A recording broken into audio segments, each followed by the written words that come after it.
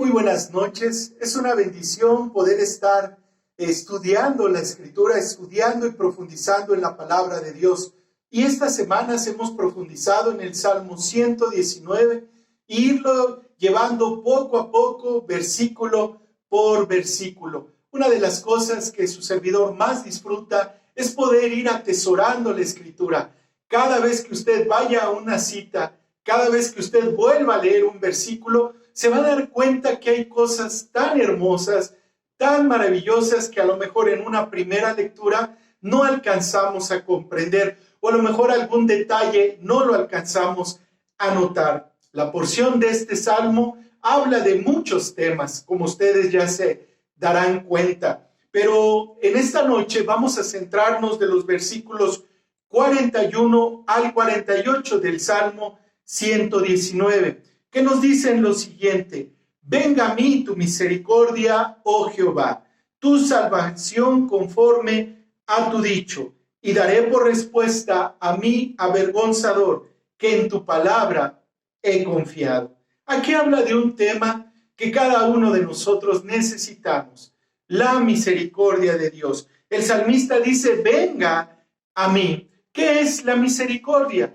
La misericordia viene de la palabra miserable, de miseria, y en el libro de los Salmos se toca muy a menudo, sabiendo de antemano que sin él somos unos pecadores, alejados, sin un camino, sin un propósito. Sin dudarlo, el salmista pide precisamente esto, que sea un reflejo del amor de Dios para su vida. Ahora, la pregunta es, ¿y cuándo podemos echar mano de la misericordia de Dios? Uno de los momentos que podemos buscar a Dios y su misericordia es a través de las debilidades. En ese momento clamamos por la misericordia de Dios. En los momentos de sufrimiento, en los momentos de soledad, de dolor, es cuando más necesitamos usted y yo la misericordia de nuestro Dios. Y lo más hermoso, porque tú lo has dicho. Ahora, en la siguiente pregunta: ¿para quiénes aplica la misericordia? Y esta es una noticia bellísima para usted y para mí. La misericordia de Dios es para todos. Y esto es una bendición, hermanos, y quiero citar dos momentos en distintas circunstancias, y quiero referirme a Job. Ahí en el capítulo 23, versículo 13, nos dice la Escritura: pero él es soberano. ¿Quién puede hacerlo desistir? Lo que él quiere hacer, lo hace. Es una de las grandes bendiciones, que nuestro Dios extiende su compasión, extiende su misericordia a todo aquel que él quiere hacerlo. Y más aún se fortalece cuando lo buscamos, cuando deseamos que se manifieste en nuestras vidas. Lamentaciones en el capítulo 3, versículos 22 y 23 nos dice lo siguiente: por la misericordia de Jehová no hemos sido consumidos, porque nunca decayeron sus misericordias. Nuevas son cada mañana. Grande es tu fidelidad. ¡Qué hermosa cita! Aquí vemos cómo la misericordia de Dios nos lleva a que no hemos sido consumidos.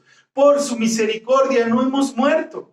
Por la misericordia, Dios nos salvó en un momento difícil, en un momento complicado, porque nunca, dice, nunca decayeron sus misericordias.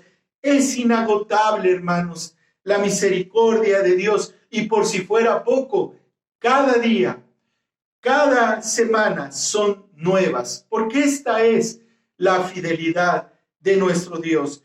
Algunos ejemplos de la misericordia de Dios. Dice Mateo ahí en el capítulo 9, de los versículos 23 al 26.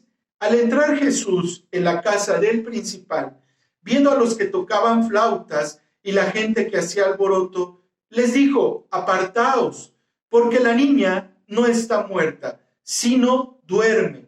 Y se burlaban de él. Pero cuando la gente había sido echada fuera, entró y tomó de la mano a la niña. Y ella se levantó, y se difundió la fama de esto por toda aquella tierra. Este es un primer ejemplo. como esta niña ya estaba muerta y por la misericordia de Dios vuelve a recobrar la vida. ¿Quién tiene poder para hacer esto? Ese poder viene de lo alto. Ese poder es de nuestro Dios. Su misericordia, hermanos. Y otro ejemplo de misericordia somos tú y yo, usted y yo. ¿Te acuerdas que no le íbamos a librar? ¿Te acuerdas que no sabíamos si íbamos a salir adelante? Y el día de hoy es una evidencia de que la misericordia de Dios ha sido de continuo en nuestras vidas. Ahora, ¿cuándo debemos practicarla? Porque la misericordia de Dios viene para nosotros, pero también nosotros podemos mostrar misericordia por otras personas. Lo más hermoso es que en todo momento usted y yo podemos ser misericordiosos para toda persona. Es un fruto, hermanos, del amor de Dios que ha hecho en nuestras vidas. Ante esto, el salmista dice en el versículo 42, y daré por respuesta a mi avergonzador, que en tu palabra he confiado. Muchos de nosotros hemos sido señalados, criticados por nuestra fe, y el salmista no era la excepción de este ataque. Incluso hoy en día hay familias, hay amigos, hay hermanos que sufren persecución por causa de su fe, porque aman a Dios. El consuelo que tenemos, hermanos, es que hemos confiado en su palabra. Nuestro Dios no falla, nuestro Dios permanece, nuestro Dios es el mismo en aquel que confiaron los profetas, es el mismo que está confiando el salmista, es el mismo al que usted y yo oramos cada día. En estos dos versículos atendimos una parte del carácter de Dios, que es su misericordia. En las dos siguientes citas se nos dice que es la segunda parte de nuestro estudio. No quites de mi boca en ningún tiempo la palabra de verdad, porque en tus juicios espero. Versículo 44, guardaré tu ley siempre, para siempre y eternamente. ¿Cuándo quitamos la palabra de Dios en nuestra boca? Analicemos algunos aspectos de esto. Cuando nos compromete, cuando estamos en un momento vulnerable, entonces preferimos callar. ¿Por qué callamos? Porque mucha gente se entera que usted asiste a una iglesia, que usted ahora ha dejado de hacer estas cosas, que usted incluso ahora trae una Biblia, que usted ahora ora. Entonces, ¿qué es lo que está pasando cuando quitamos la palabra de nuestra boca? Cuando deseamos que no se burlen de nosotros. Posiblemente ha sido un ataque continuo, posiblemente ha sido un objeto de algún apodo incluso, pero en ese momento, si usted se afirma en la palabra de Dios, seguiremos creciendo en esperanza. Pero si no, estamos llegando a este punto que dice el salmista, no quites de mi boca en ningún tiempo la palabra de verdad. Y si la quitamos, hermanos, entonces somos permisivos a todo lo que venga, a muchas cosas. ¿Cuándo entonces callamos? Cuando no tenemos una vida de testimonio. Queremos vivir entonces en el anonimato. ¿Y por qué comento esto? Porque hay muchas personas que viven una doble moral. Dicen ser cristianos, dicen amar a Dios, incluso algunos han ido a las aguas del bautismo, pero su vida, sus frutos están lejos de lo que Dios desea como un estilo de vida. Y es en ese momento cuando estamos en el anonimato, cuando también callamos, cuando buscamos otros intereses que están lejos de agradar a nuestro Dios. También otra manera de negar nuestra fe es cuando estamos en riesgo. Y esto pasó también, y hay ejemplos en la Escritura. Pedro negó al Señor 3 veces, pero hubo un distintivo en Pedro. Pedro se arrepintió. Y vemos ahí en Juan, en los capítulos 20 y 21, cómo Dios toma tiempo para poder sanar a su siervo, cómo toma tiempo para poder construir nuevamente una relación con Pedro. Otra persona que también cayó en los momentos que era necesario fortalecerse fue Adán. Adán había recibido todos los mandatos, todas las ordenanzas de nuestro Dios, pero en el momento que él tenía que afirmarse, él evadió su responsabilidad e incluso nombra a Eva como la responsable de haberle fallado a nuestro Dios. Cuando nos piden un consejo, ¿qué es lo que decimos? Yo no me puedo imaginar al apóstol Pablo en ese tiempo que le preguntaban, que lo cuestionaban, que le decían qué era la verdad. Él no dijo, pues vamos a Sócrates, vamos a los griegos, consultemos a la ciencia. No, hermanos, de ninguna manera. Él hablaba con poder, hablaba de su testimonio, hablaba de lo que Dios hizo en su vida. Entonces, cuando usted y yo callamos, hermanos, estamos fallándole a nuestro Dios. Ahí en Lucas, en el capítulo 19, versículo 40, se nos dice, él respondió, os digo que si estos callaran, las piedras clamarían. Si usted y yo callamos, las piedras hablarán. ¿Cuándo es momento de hablar entonces? ¿En qué momento es poder decir las verdades que ahora están en nuestro corazón? Pablo nos dice lo siguiente en la segunda carta a Timoteo, capítulo 4, versículo 2, que prediques la palabra, que instes a tiempo y fuera de tiempo, redarguye, reprende, exhorta con toda paciencia y doctrina. ¿Cuántos calificativos vemos aquí? Prácticos. Dice, predica la palabra, que lo hagas a tiempo y fuera de tiempo. Si fuera poco, redarguye. ¿Qué es esto? Con la palabra de Dios. No a gritos, no a sombrerazos, con la palabra de Dios. Dice después Pablo, reprende. ¿Cómo? Con la palabra de Dios. Y esto nos tiene que llevar a lo siguiente, hermanos. Tenemos que decir, la palabra de Dios dice esto. Y en ese momento no entramos en una confrontación, porque también Romanos nos dice que recibamos al débil en la fe. Cuando dice Pablo reprende, ¿quién va a reprender? La Escritura. Entonces, ¿cuál es el lenguaje que usted y yo vamos a ocupar? Tenemos que decir, reprende conforme a la palabra de Dios. Y luego dice, exhorta. Esto significa anima con toda paciencia y doctrina. Esto es bellísimo, hermanos. Tenemos que exhortar, seguir animando y seguir animándonos. ¿Cómo? Con paciencia y doctrina. Entonces, hermanos, es en todo momento.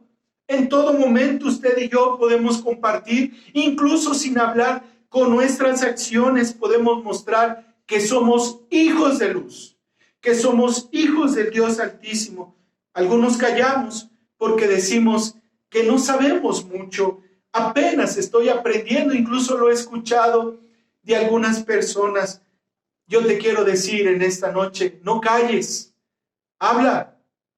A lo mejor no te sabes una cita de memoria, o a lo mejor apenas estás conociendo las historias, pero tu testimonio, tu experiencia con Cristo, lo que ha hecho Dios en tu vida y en la mía, nadie puede decir lo contrario, porque es un ejemplo y una experiencia que usted y yo hemos recibido. Habla, no calles, Dios hará la obra. Mire qué bello pasaje aquí en Lucas en el capítulo 12, versículos del 8 al 11. Nos dice la Escritura lo siguiente: os digo que todo aquel que me confesare delante de los hombres, también el Hijo del Hombre le confesará delante de los ángeles de Dios.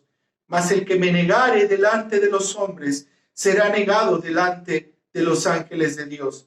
A todo aquel que dijere alguna palabra contra el Hijo del Hombre, le será perdonado. Pero el que blasfemare contra el Espíritu Santo, no le será perdonado. Cuando os trajeren a las sinagogas y ante los magistrados y las autoridades, no os preocupéis por cómo o qué habréis de responder, o cómo habréis de decir, porque el Espíritu Santo os enseñará en la misma hora lo que debáis decir. Qué hermosa cita. Vean aquí, si nosotros negamos al Señor, Él también nos negará. Todo aquel que me confesare delante de los hombres, también el Hijo del Hombre le confesará delante de los ángeles de Dios. Entonces, el tema es serio. El tema de callar apunta a la eternidad o al infierno. El tema de callar, hermanos, se toma en cuenta por parte de nuestro Dios. Sí hay muchos obstáculos, sí hay temor, a lo mejor, ¿qué le voy a decir? ¿O qué le puedo compartir? Hermanos, aquí tenemos un gran mandamiento y este mandamiento gira en torno a hablar.